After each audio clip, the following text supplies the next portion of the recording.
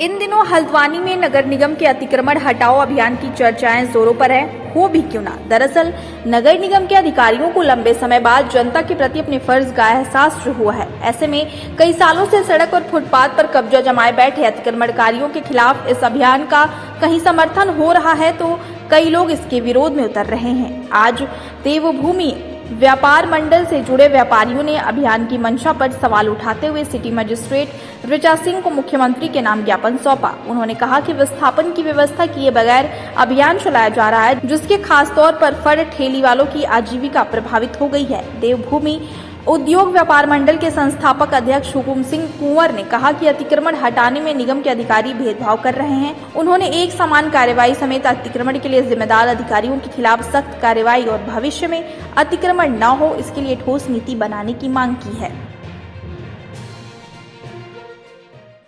देखिए, लंबे समय से अतिक्रमण हट रहा है नगर निगम के द्वारा, हम उसके समर्थक नहीं है, लेकिन जिस तरीके से नगर निगम अतिक्रमण हटा रहा है, बिल्कुल रोजी रोटी का संकट हो जा रहा है।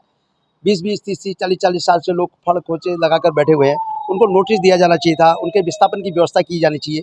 कल ही हमने मुख्यमंत्री जी से भी बातचीत की, उन्होंने कहा कि एक ज्ञापन आप सिटी मिनिस्टर के माध्यम से दीजिए, हमने आज दिया है उनको।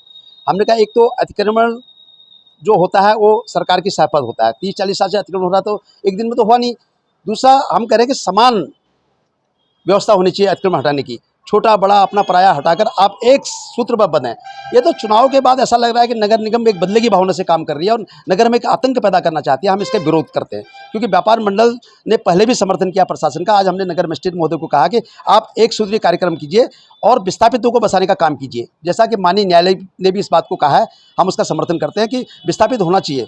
लोग रोजी रोटी का संकट पैदा हो गया लोगों के पास, गर्मी के दिनों में कहाँ जाएंगे बताओ, छोटे छोटे बच्चे लोगों के पास। ये हमने कहा है सरकार को और ज्ञापन दिया है।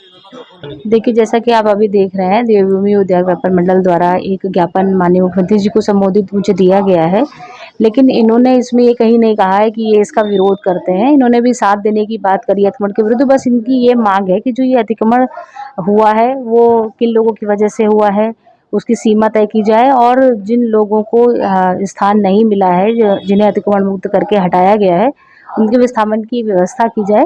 ये संबोधित ज्ञापन है और अतिक्रमण को लेकर कोई विरोधी इनके द्वारा बयान नहीं दिया गया है निश्चित ही। और जो इन्होंने बोला है कि जो फल व्यवसायी हैं जिन्हें हटा दिया गया है, उसके लिए नगर निगम द्वारा, नगर आयुक्त सब के द्वारा जो भी वेंडिंग जोन निर्धारित किए गए हैं वहाँ उनको स्थान भी दिया जाए।